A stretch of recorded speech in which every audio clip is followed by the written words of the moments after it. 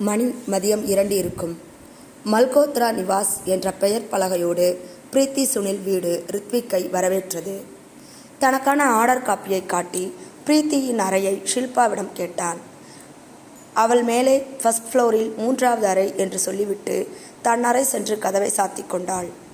வீடு முழுக்க காஸ்ட்லி பொருட்கள் நிறைந்து கிடந்தது.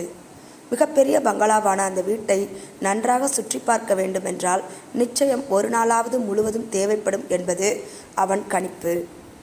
அவள் கை காட்டிய அறைக்கு சென்றவனுக்கு அவன் முன்பே தன் மனதில் குறித்து வைத்திருந்ததைப் போலவே எதுவுமே கிடைக்கவில்லை. அறை மிக மிக தூய்மையாக இருந்தது. சந்தேகம் கொள்ளும்படியான ஒரு பொருளை கூட அவனால் அங்கு பார்க்க முடியவில்லை. அறை முழுக்க புத்தர் படங்களும் கலைநயமிக்க படங்களும் தான் இருந்தது. ஆங்காங்கே பிரீத்தியின் புன்னகையோடு கூடிய சில படங்கள் சுவற்றில் மாட்டப்பட்டிருந்தது. அவை அனைத்தும் அவள் சிறு வயது முதல் எடுத்த புகைப்படங்கள். அனைத்திலும் தழும்ப தழும்ப சிரித்திருந்தவளை பார்த்த ரித்விக்கிற்கு இவள் சாகாமல் இருந்திருக்கலாம். நடந்தது அனைத்தும் பொய்யென்றால் எவ்வளவு நன்றாக இருக்கும், அசோக் எவ்வளவு சந்தோஷப்படுவான் என்று சொல்லி நினைத்து பார்த்தான். நன்றாகத்தான் இருந்தது. ஆனால் அப்படியெல்லாம் நடப்பதற்குத்தான் வாய்ப்பே இல்லையே. நீண்ட பெருமூச்சை ஒன்றை விட்டு வெளியேற நினைத்தவனுக்கு பாத்ரூம் அறைக்கு பக்கத்தில் சிறியதாய் ஒரு அறை இருக்க அதை திறந்து பார்த்தான். அதில் பொம்மைகளும் பிரீத்தி சிறு வயதில் பயன்படுத்திய பொருட்களுமாய் அந்த அறை இருந்தது. அத்தோடு சமீபத்தில் அவள் ரசிகர்கள் அவளுக்காக அனுப்பிய அவள் போட்டோக்களும் பரிசுகளும் கிடந்தது. அதில் பாதிக்கு மேல் பிரிக்கப்படாத பரிசுகளும் இருந்தது. ரித்விக் பிரீத்தியின் சமீபத்திய புகைப்படங்களை சுமந்து கொண்டு வந்த போட்டோ பிரேம்களை மட்டும் தன்னுடைய மொபைலில் போட்டோ எடுத்துக்கொண்டான். அவை அனைத்தையும் அப்பொழுதே அசோக்கிற்கு அனுப்பி சில விஷயங்களை தெளிவுபடுத்தி கொண்டு அவன் சொன்னதை வைத்து ஒரே ஒரு போட்டோவை மட்டும் எடுத்துக்கொண்டு கீழே வந்தான் ரித்விக். வேலைக்காரரின் உதவியால் தன் அறை கதவை திறந்து கொண்டு வெளியே வந்த ஷில்பாவிடம், மேடம், நல்லா சர்ச் பண்ணிட்டேன், தேங்க்யூ ஃபார் யுவர் கோஆப்ரேஷன் என்று சொன்னவனை ஷில்பா அவனையும் அவன் கையில் இருந்த போட்டோவையும் பார்த்தாள். அந்த பார்வையின் அர்த்தத்தை புரிந்து கொண்டவன் போல், மேம், நான் பிரீத்தி மேமோட தீவிர ரசிகன். அவங்களுக்கு இப்படி ஆனதுல ரொம்ப வருத்தம் மேம். இருந்தாலும் விதியை யாரால மாத்த முடியும்? அவங்கள நேர்ல பார்க்கணும்னு ஆசைப்பட்டேன். இனிமே அது முடியாது. அட்லீஸ்ட் இந்த போட்டோவாவது வச்சிருக்கேன் மேம். அவன் கெஞ்சலாக கேட்பதைப் போல கேட்டான். சரி, போட்டோ தானே, அதில் என்ன இருக்கிறது என்று ஷில்பாவும் சம்மதித்து அவனை வழி அனுப்பி வைத்தாள். உண்மையில் அந்த போட்டோவினால் தான் அவர்கள் மாட்டப் போகிறார்கள் என்பதை ஷில்பா அப்பொழுது அறிந்திருக்கவில்லை. அப்படி அறிந்திருந்தால் அவள் இதற்கு சம்மதித்தே இருக்க மாட்டாள். சண்முகம் டைரியிலிருந்து பக்கம் 3. அவனை எப்பொழுது அள வைக்கலாம் என்ற வெறியோடு நான் சுற்றி கொண்டிருந்தேன். அவன் வந்து 1.5 மாதங்கள் ஆகிவிட்டன. அப்பொழுது மாத தேர்வு நடப்பது வழக்கம். அதற்கான அறிவிப்பு வந்த நாளிலே அந்த எண்ணம் என் மனதில் தோன்றி என்னை படுத்தி எடுத்தது. அது வேறொன்றுமில்லை. ஒன்று, அவனை தேர்வில் தோல்வியடைய செய்ய வேண்டும். இல்லை என்றால் பிட்டு வைத்திருந்ததாக சொல்லி அவனை மாட்டிவிட வேண்டும். இதுதான் என்னுடைய திட்டம். முதல் திட்டத்தை எப்படி செயல்படுத்துவது என்பது மூளைக்கு வரவே இல்லை. பின் நண்பர்கள் சிலர் யோசனைப்படி அவனை பிட்டு வைத்திருப்பதாக சொல்லி மாட்டிவிட்டால் போதும், தானாக தேர்வில் தோல்வியடைந்து விடுவான் என்று சொல்ல அதையே செய்யலாம் என நானும் முடிவுக்கு வந்தேன். பரமு என்னுடைய நண்பர்கள் கூட்டத்தில் இருக்கும் ஒருவன். அவனுக்கு பின் வரிசையில் உட்கார்ந்து தேர்வு எழுதப் போவது இவன்தான். எனவே அவன் விருப்பப்படி டீ கடையில் 4 சமோசா, அண்ணாச்சி கடையில் lollipop orange flavour 2, 5 star chocolate 2, Apsara pencil 1 என இப்படியாய் அவன் போட்ட லிஸ்டில் உள்ள அனைத்தையும் வாங்கி கொடுத்து அவனை தயார் செய்தேன். மணி காலை 10:30. எல்லோரும் தேர்வு எழுதி கொண்டிருந்தனர். தேர்வு ஆரம்பித்து அரை மணி நேரங்கள் கடந்திருந்தது. நான் பரமுவை பார்த்தேன். அவன் என்னை பார்த்தான். நான் சைகை காட்ட அவன் பேப்பரை எடுத்து அவன் டெஸ்கில் போட 2-3 முறை போட முயற்சித்து முடியவில்லை.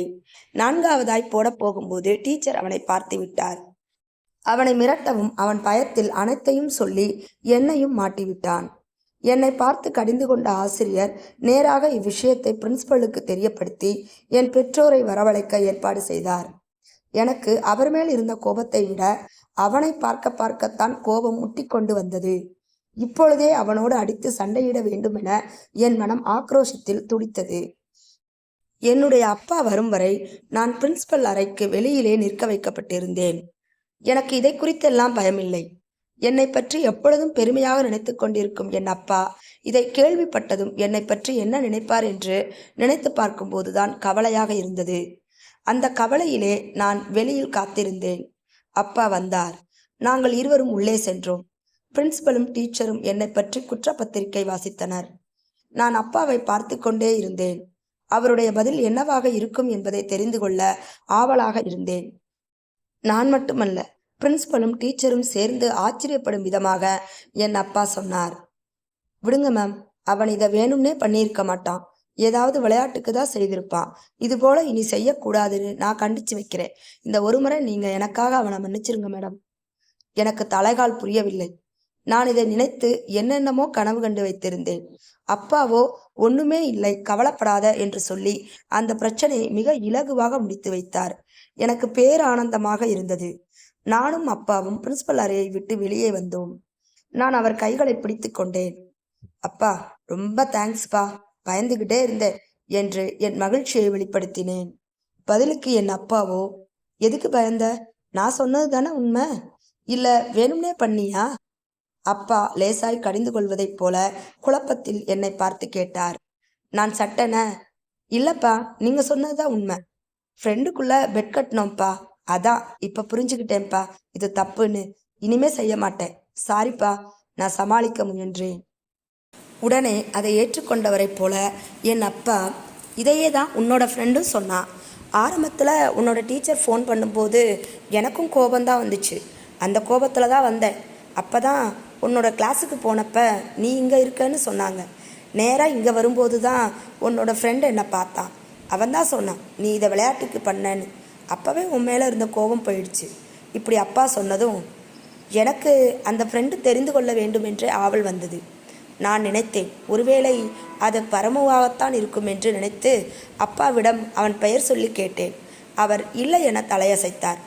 பிறகு நான் விடாமல் ராஜுவா, கோகுலா, ராமனா, அப்துல்லாவா, இப்படியா எல்லாருடைய பெயரையும் சொன்னேன். அப்பாவிடமிருந்து இல்லை என்பதுவே பதிலாக வந்தது. பின் எனக்கு சலிப்பு வந்துவிட, இவங்கெல்லாம் இல்லைனா வேற என்னோட ஃப்ரெண்டு யாருப்பா? அவரை நிற்க வைத்து பதில் சொன்னால்தான் போக முடியும் என்று நிறுத்தி கொண்டேன். அவர், இப்போ என்ன, அந்த பையனோட பேர் தெரியணும், அவ்வளவுதானே, இதுக்கு எதுக்கு இத்தனை ஆர்ப்பாட்டம்? அவனோட பேர் ஏதோ, நெற்றியை தேய்த்து கொண்டார். பீட்டர்னு சொன்னான். சொல்லிவிட்டு, சரிடா நான் கிளம்புறேன், சாயங்காலம் வீட்டில் பார்க்கலாம். அப்பா கிளம்பி விட்டார். எனக்கு அந்த பெயரை கேட்டதும் இதற்கு என்னுடைய அப்பாவிடமே நான் கெட்ட பெயர் எடுத்திருக்கலாம், அதுவே தேவலை என்று தோன்றியது. கோபம் வந்தது.